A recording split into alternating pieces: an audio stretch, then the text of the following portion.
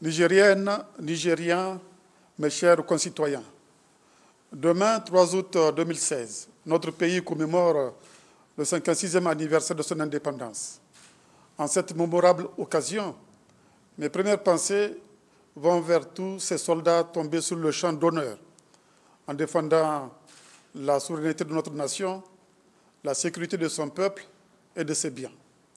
Je pense notamment à ceux tombés récemment à Bosso, dans le cadre de la lutte sans merci que nous avons engagée contre Boko Haram, à leurs frères d'armes et à leurs familles éplorées. J'adresse au nom de la nation mes sincères condoléances. Mes chers concitoyens, cela fait aujourd'hui déjà 5 ans qu'en cette même occasion, je prononçais le 3 août 2011 mon tout premier message à la nation du quinquennat. Vous vous souviendrez que lors de mon allocution, je m'étais alors engagé à tout mettre en œuvre pour réaliser mon ambition de faire profiter à toutes les composantes de notre pays des résultats de la mise en œuvre du programme de Renaissance. Je vous avais réaffirmé mon engagement à créer des emplois, à augmenter les salaires, à construire routes, salles de classe, logements sociaux, à mettre fin aux famines récurrentes dont notre pays a tant souffert par le passé, à faire de l'accès à l'eau et à l'assainissement une priorité, à assurer la sécurité de notre pays et à en faire un État stable et démocratique. Je peux aujourd'hui affirmer, sans risque de me tromper, que ces engagements ont été tenus. Si le 20 mars dernier, le peuple nigérien a décidé de me renouveler sa confiance pour un nouveau mandat de 5 ans, c'est d'abord parce que le programme de la Renaissance a su tenir toutes ses promesses, mais aussi parce que les Nigériens, dans leur grande majorité, ont approuvé le nouveau programme, celui de la Renaissance 2, que je leur proposais. Mes chers concitoyens, notre pays a connu ces 5 dernières années un triple choc. Le choc sécuritaire, le choc climatique et le choc de la baisse des prix des matières premières. Malgré ces chocs, nous avons ensemble réussi le pari d'amorcer une marche inexorable vers le développement. Notre pays a joui pendant 5 ans d'un taux de croissance économique annuel moyen de 6%. Nous avons réussi à réduire le taux de pauvreté en le faisant passer de 63% en 2010 à 45% en 2015, ce qui nous a permis de renforcer la classe moyenne. Les dépenses du programme de la Renaissance ont été réalisées à hauteur de 94%. Le programme de Renaissance 2 prévoit, quant à lui, un taux de croissance économique moyen annuel de 7% et une réduction de la pauvreté de 45% en 2015 à 31% en 2020. Il se fixe pour objectif majeur la mobilisation de plus de 8 000 milliards de francs CFA pour répondre aux aspirations des Nigériens. Mes chers concitoyens, 5 ans durant, nous avons consolidé l'État et ses institutions démocratiques. Les progrès considérables réalisés dans les domaines de la bonne gouvernance, du respect des droits humains, des libertés publiques en sont la meilleure illustration. Ces progrès ont été régulièrement consacrés par des organismes internationaux à travers une ascension sans précédent de notre pays dans plusieurs classements mondiaux. En 5 ans, notre pays est, par exemple, passé de la 134e à la 99e place dans le classement mondial de l'indice de perception de la corruption de Transparency International. Dans le domaine de la liberté de la presse, le Niger a gagné 87 rangs pour se hisser à la 52e place mondiale dans le classement de Reporters sans frontières. Notre pays est aujourd'hui le 7e pays le plus libre d'Afrique. Par ailleurs, le 29 juillet dernier, le Niger fut l'un des rares pays africains sélectionnés sur la base de rigoureux critères de bonne gouvernance pour bénéficier d'un programme d'aide du gouvernement américain dénommé Programme Compact de l'institution Millennium Challenge Corporation d'un montant de 437 millions de dollars des États-Unis sur 5 ans. Cette décision vient encore confirmer l'appréciation de la part de nos partenaires de la qualité de notre gouvernance. Un autre indicateur qui permet de mesurer la consolidation des institutions et le renforcement de la capacité de l'État à lever l'impôt, ce qui lui a permis de faire passer la pression fiscale de 13% en 2011 à 17% en 2015.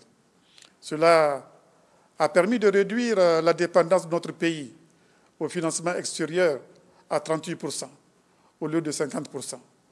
Enfin, les actions de notre diplomatie ont permis de mieux faire connaître notre pays, souvent objet de confusion avec notre grand voisin du Sud. Je suis fier aujourd'hui de pouvoir dire que le Niger est parvenu à se faire une place de choix dans le grand concert des nations. Le programme de Renaissance 2 que vous avez massivement approuvé poursuivra ces mêmes efforts de consolidation des institutions de l'État que pendant le quinquennat précédent. Mes chers concitoyens, il y a 5 ans, je m'étais engagé à faire de la sécurité de notre pays une priorité. Aujourd'hui, je peux affirmer avec fierté que le Niger est un îlot de paix dans une zone particulièrement instable grâce au renforcement sans précédent des capacités matérielles, humaines et financières de nos valeureuses forces de défense et de sécurité. Notre armée est aujourd'hui l'une des plus professionnelles et l'une des plus efficaces du continent africain. Du reste, elle a récemment été classée 3e meilleure armée d'Afrique de l'Ouest, après celle du Nigeria et du Ghana. Des milliers d'hommes ont été mobilisés à travers des opérations lourdes dans l'objectif de sécuriser nos frontières avec la Libye, le Nigeria et le Mali. Des patrouilles régionales et départementales sillonnent quotidiennement les villages afin d'assurer la sécurité des populations. Je suis conscient du fait que la menace que constitue Boko Haram inquiète bon nombre d'entre vous. Je voudrais m'adresser tout particulièrement à nos compatriotes de la région de Difa, région particulièrement affectée par les activités terroristes de cette secte. Je tiens à vous rassurer, population de Difa, que Boko Haram, plaise à Dieu, sera bel et bien vaincu. Pour preuve, dans le cadre de l'offensive lancée par la force multinationale mixte regroupant le Niger, le Tchad, le Nigeria et le Cameroun, les contingents nigériens de l'opération Gamma Aiki ont réussi, le 28 juillet dernier, à reconquérir la ville nigériane de Damasak. Je voudrais profiter de la présente occasion pour les féliciter et pour saluer leur courage. Je voudrais aussi saluer le plan d'action conjoint Niger-États-Unis d'Amérique pour l'élaboration d'un cadre stratégique à travers l'initiative sur la gouvernance en matière de sécurité qui nous permettra d'acquérir les capacités d'une analyse rigoureuse des menaces actuelles et émergentes. Initiative tout récemment renforcée par le lancement du Centre national d'études stratégiques et de sécurité, un outil de veille et d'anticipation stratégique. Je voudrais saluer également l'excellente coopération sécuritaire qui existe entre le Niger et la France, dont l'opération Barkhane nous a notamment permis de verrouiller les confins nord de notre pays. Je continuerai à tout mettre en œuvre pour renforcer notre armée, afin de lui permettre de pleinement assumer le rôle qu'elle joue aujourd'hui, celui de servir de rempart face au terrorisme dans le Sahel. En dehors de la menace terroriste à laquelle notre pays fait face, notons que le crime organisé ainsi que les trafics en tout genre constituent également une grave menace à la sécurité des personnes et des biens. Je pense notamment au trafic de migrants qui, depuis 2011, a causé la mort de plusieurs centaines de personnes innocentes, dont des femmes et des enfants. Je pense notamment à Amadou, âgé d'à peine 5 ans, mort dans le désert du Ténéré, ou encore à Ismaël, 9 ans, mort dans les bras de sa mère après avoir tous les deux été abandonnés dans ce même désert par leurs passeurs. Je voudrais réitérer toute ma détermination à combattre ce trafic honteux avec la plus grande fermeté.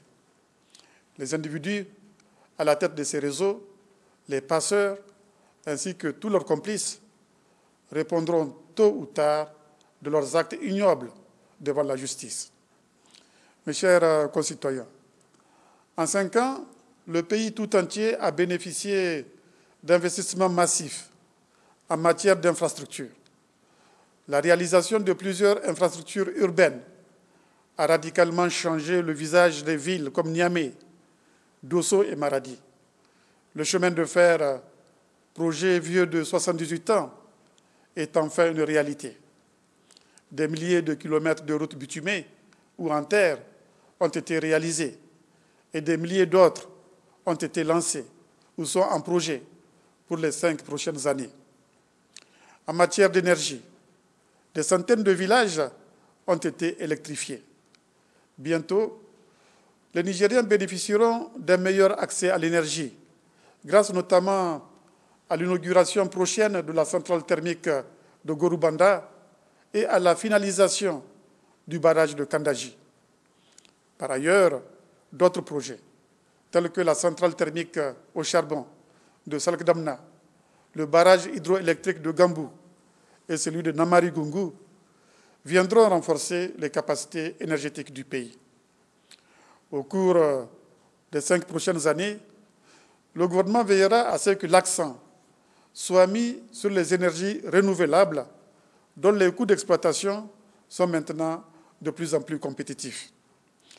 Dans le domaine des nouvelles technologies de l'information, nouveau pilier du développement économique et social, un réseau de plusieurs milliers de kilomètres de fibres optiques sera finalisé d'ici fin 2016, permettant ainsi aux Nigériens d'avoir enfin accès à l'Internet haut débit.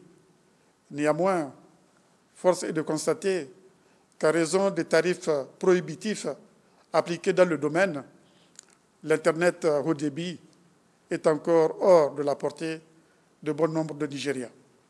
Par conséquent, le gouvernement étudiera les voies et moyens qui permettront la démocratisation de l'accès à cet important moyen de communication. Mes chers concitoyens, si le Niger a réussi à éviter la famine durant ces 5 dernières années, c'est grâce aux résultats obtenus par l'initiative 3N. Les Nigériens nourrissent les Nigériens. Ce programme a permis à notre pays d'augmenter la production des cultures pluviales et irriguées, d'améliorer le rendement du cheptel et de mieux protéger l'environnement. L'initiative 3N a aussi permis à notre pays d'atteindre l'OMD 1, visant la réduction de moitié des personnes qui souffrent de la faim. La Renaissance Acte 2 continuera à s'appuyer sur les 3N pour assurer à notre population son droit à l'alimentation. L'initiative 3N pourra par ailleurs bénéficier de l'appui du programme Compact Niger, du Millennium Challenge Corporation, que j'ai mentionné un peu plus tôt. En effet, le programme prévoit d'appuyer la politique agricole du pays à travers un financement de plus de 260 milliards de francs CFA qui permettra le développement d'infrastructures d'irrigation à grande échelle, le désenclavement des zones de production, l'augmentation durable de la productivité, ainsi que le renforcement des activités dans le domaine de l'élevage. De plus, le programme Kandaji, dont la production d'énergie à faible coût permettra une irrigation compétitive, apportera lui aussi une contribution sans précédent à l'initiative 3N à travers l'aménagement de plusieurs dizaines de milliers d'hectares de terres irriguées. Vu l'envergure que prendra l'initiative 3N dans les prochaines années, je suis certain, plaise à Dieu, que nous parviendrons à atteindre notre objectif frein zéro d'ici 2020. Pour y parvenir, nous devons aussi prendre en charge les questions environnementales dans une perspective de développement durable. C'est pourquoi, dans le cadre des engagements souscrits à la COP 21 à Paris, nous nous sommes fixés l'objectif de récupérer plusieurs centaines de milliers d'hectares de terres dégradées par an à partir de 2016. L'initiative 3N sera donc un des instruments qui nous permettront de réaliser notre ambition de réduire la pauvreté de 45% en 2015 à 31% en 2020.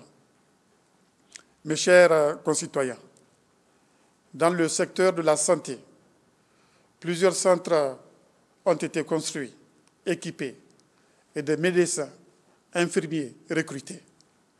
J'ai aujourd'hui même inauguré l'hôpital de référence de Niamey, l'un des plus grands d'Afrique de l'Ouest, qui, avec une capacité de 500 lits et des équipements à la pointe de la technologie, permettra aux Nigériens de se soigner dans de meilleures conditions.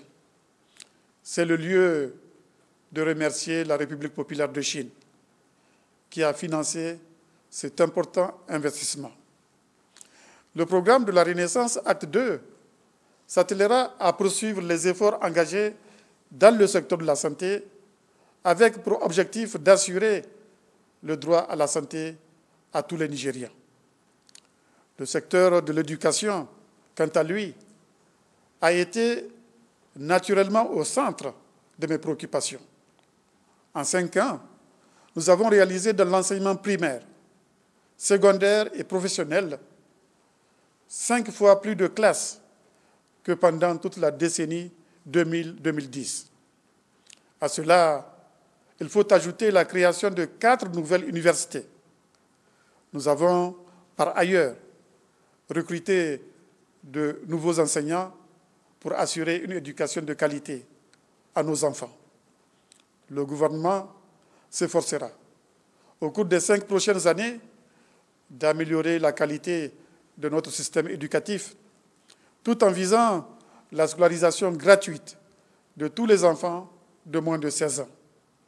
Des infrastructures universitaires seront réalisées et la formation professionnelle et technique continuera à bénéficier de toute l'attention requise afin de porter le taux de nos enfants orientés vers ce secteur de 25% actuellement à hauteur de 40% en 2020.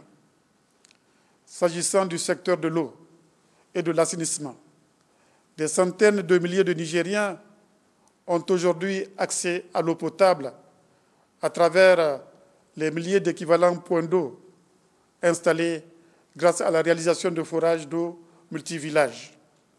Le programme de la Renaissance Acte 2 se fixe pour ambition de permettre à tous les Nigériens d'avoir accès à l'eau potable, à l'hygiène et à l'assainissement d'ici 2021. Dans le secteur de l'habitat, de nombreux logements sociaux ont été réalisés en 5 ans, dans le but de satisfaire la très forte demande observée. Il faut malgré tout reconnaître qu'il existe encore un fort déficit de l'offre de logement par rapport à la demande et que la spéculation sur les loyers constitue un drame pour certaines couches sociales. Le gouvernement créera les conditions en vue de faciliter l'accès à l'habitat, notamment avec la mise en place d'un système de location-vente appuyé par la Banque de l'Habitat. Il veillera à ce que les logements sociaux bénéficient en priorité aux plus démunis. Notons enfin qu'en 5 ans, en plus des centaines de milliers d'emplois directs et indirects créés, le pouvoir d'achat des travailleurs s'est vu renforcé à travers notamment une forte augmentation des salaires des fonctionnaires. Là encore, le gouvernement s'engage à créer encore plus d'emplois d'ici 2021, notamment pour les jeunes, qui sont chaque année de plus en plus nombreux à entrer sur le marché du travail. Mes chers concitoyens, malgré le contexte difficile, malgré toutes les contraintes devant lesquelles beaucoup auraient déjà baissé les bras, nous avons ensemble réalisé ce que bon nombre pensaient impossible: faire du Niger un pays stable, prospère, en sécurité et de surcroît respecté et admiré par tous. Certains parlent de miracle. Je ne suis pas de leur avis. Le résultat obtenu a une explication rationnelle: la ténacité et la patience du peuple nigérien. En effet, votre vigilance ainsi que votre patriotisme ont, à de nombreuses reprises, permis de déjouer des actes terroristes. Votre soutien indéfectible à nos forces de défense et de sécurité leur a donné la force d'aller au combat avec confiance et détermination. Votre ténacité vous a permis, malgré l'aridité du climat, de travailler la terre sans vous décourager. Je voudrais donc saisir cette occasion pour vous rendre hommage. En effet, la grande résilience et le courage dont vous avez constamment fait preuve face à toutes ces difficultés montrent que vous avez en vous les valeurs et les ressources qui caractérisent les grands peuples. Ces valeurs qui, en réalité, trouvent leurs origines dans notre identité culturelle même, méritent d'être mises en avant. D'où l'importance de la renaissance culturelle, qui vise à revaloriser notre riche patrimoine culturel, à promouvoir les valeurs sociales, à combattre toutes les contre-valeurs, notamment celles qui se nourrissent de la corruption, du sectarisme religieux, de l'ethnocentrisme, du régionalisme. N'oublions jamais que nos mots ont leurs racines dans nos comportements. Nous avons le devoir de rompre avec tout ce qui constitue un obstacle au progrès économique et social. En particulier, nous devons aborder avec lucidité et responsabilité la question démographique. Dans cette bataille, la jeunesse sera notre fer de lance. À venir de notre pays, elle constitue la première cible de la renaissance culturelle. Ainsi, la diffusion du savoir, qui fait office de principal rempart face à l'obscurantisme, devra forcément passer par nos jeunes et leur éducation. C'est pourquoi j'encourage, comme je l'ai toujours fait, nos jeunes à aller chercher le savoir où qu'il se trouve. Je mettrai à la disposition des plus méritants des bourses d'excellence qui leur permettront de poursuivre leurs études dans les meilleures universités du monde. Le gouvernement portera aussi une attention toute particulière à l'amélioration du contenu de nos programmes éducatifs.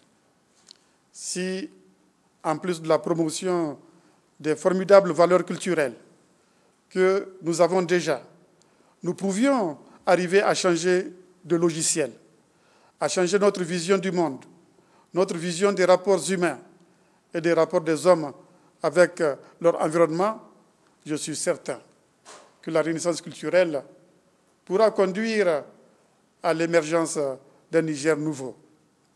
Ce Niger nouveau que je souhaite, Je le veux avec tous les Nigérians.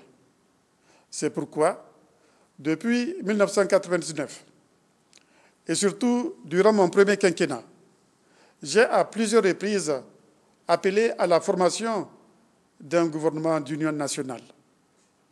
J'ai encore la ferme conviction que seul le rassemblement de tous les Nigérians peut permettre de faire face aux défis, notamment sécuritaires, auxquels notre pays est confronté.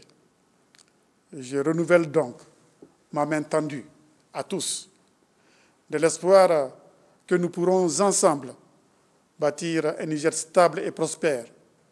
Ce Niger que des générations successives ont eu pour ambition de construire. Je pense en particulier en ce moment solennel à la génération des pères de l'indépendance, parmi lesquels le président Diori Hamani, dont nous avons fêté le 16 juin dernier le centenaire de la naissance, pour que les jeunes générations n'oublient pas leur combat et leur sacrifice. Je veillerai à ce que la fête du 3 août soit célébrée à l'avenir avec plus d'éclat. Aussi, les fêtes du 3 août seront-elles désormais tournantes, à l'image de celles du 18 décembre. Mes chers concitoyens, le 3 août 2020, lorsque, plaise à Dieu, je me tiendrai devant vous pour prononcer mon dernier discours de commémoration de notre indépendance et vous faire le bilan du présent quinquennat. J'espère pouvoir vous dire que l'état dans lequel je laisse le Niger est bien celui que j'ai décrit dans mon discours d'investiture.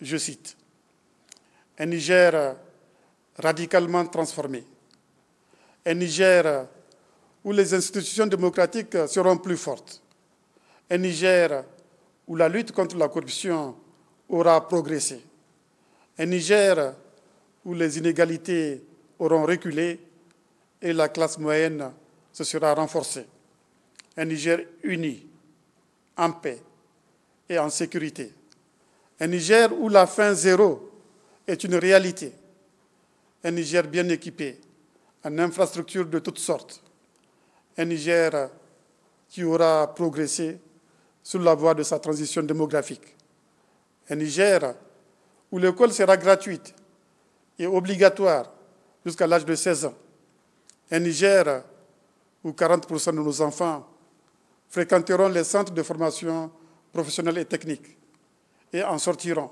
avec un métier, un Niger où les universités formeront les cadres parmi les plus compétents de la sous-région, un Niger où l'accès aux soins de santé, à l'eau potable et à l'assainissement sera garanti, un Niger où les emplois, notamment pour les jeunes, seront abondants, enfin un Niger résolument engagé dans la réalisation de l'unité de notre continent.